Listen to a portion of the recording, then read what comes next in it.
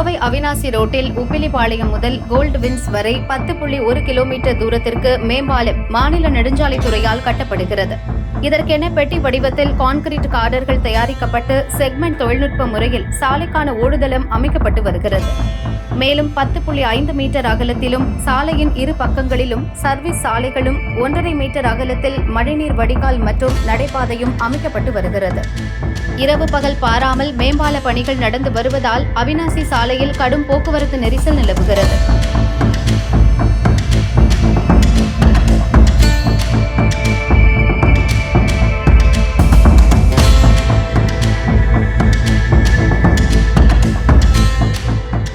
பள்ளிகள், கல்லூரிகள், கோவில்கள், மால்கள், வணிக வளாகங்கள், ஐடி நிறுவனங்கள் மற்றும் அலுவலகங்கள் நிறைய அமைந்துள்ளதால் வாகனங்களில் செல்வோர் நீண்ட நேரம் காத்திருப்புக்கு பின்னரே சாலையை கடக்க வேண்டிய நிலை உள்ளது.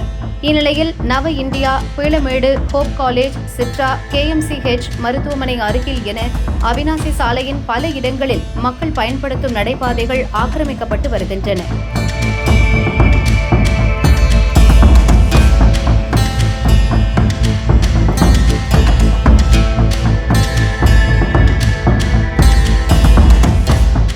இரண்டு மற்றும் 4 சக்கர வாகனங்களில் வருவோர் மக்களுக்கு இடையூறாக அமையும் என்பதை சற்றும் யோசிக்காமல் வாகனங்களை பார்க் செய்து விடுகின்றனர்.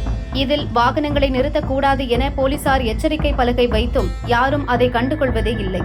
நடைபாதை ஆக்கிரமிக்கப்படுவதால் சாலையை கடக்க முடியாமல் பாதசாரிகள் திணறுகின்றனர். குறிப்பாக பள்ளி செல்லும் குழந்தைகள் சாலையில் நடந்து செல்லும் அவலம் ஏற்படுகிறது. இதனால் எந்த நேரத்திலும் விபத்துகள் ஏற்படும் அபாயமும் உள்ளது.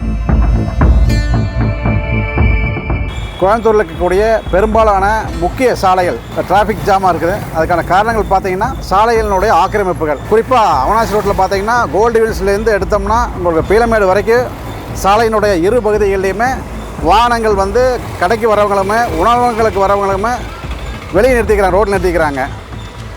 மக்கள் நடைபாதையை பயன்படுத்தக்கூடிய இடத்துலையும் கூட வண்டிகள் நிறுத்துகிற போது நடந்து போகக்கூடிய மக்கள், பள்ளி மாணவர்கள் எல்லாம் பார்த்திங்கன்னா ரோட்டில் இறங்கி நடந்து அவங்க போக வேண்டிய இடத்துக்கு போக வேண்டிய சூழ்நிலையாக இருக்குது. இதனால் ஹெவி டிராஃபிக் ஜாம் ஆகுது. சில நேரங்களில் விபத்துகளும் நடக்கக்கூடிய சம்பவங்கள் நம்ம பார்க்குறோம். இதை நெடுஞ்சாலைத்துறையும் காவல்துறையும் உரிய நடவடிக்கை எடுத்து இதை கட்டுப்படுத்த வேணும். ஹோப்ஸில் ஃபுல்லாக பால வேலை நடந்துகிட்ருக்கு. அதனால் ரொம்ப டிராஃபிக் ஆகுது. ஏன்னா பால வேலை நடக்கிறதுனால ரோடே ரொம்ப குறுகலாக தான் இருக்குது. இவங்க என்ன பண்ணுறாங்கன்னா நோ பார்க்கிங்கில் ஃபுல்லாமே வெஹிக்கிள்ஸ் நிறுத்தி வச்சிடுறாங்க.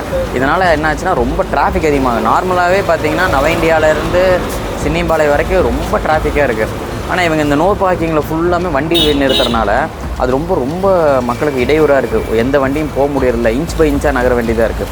அது போக இப்போ என்ன பண்ணிட்டாங்க அப்படின்னா ஃபுட்பாத்தில் இந்த குழந்தைங்க ஸ்கூல் காலேஜ் இதெல்லாம் அவங்க ஃபுட்பாத்தில் வாக் பண்ணுற மாதிரி தான் இருந்தது.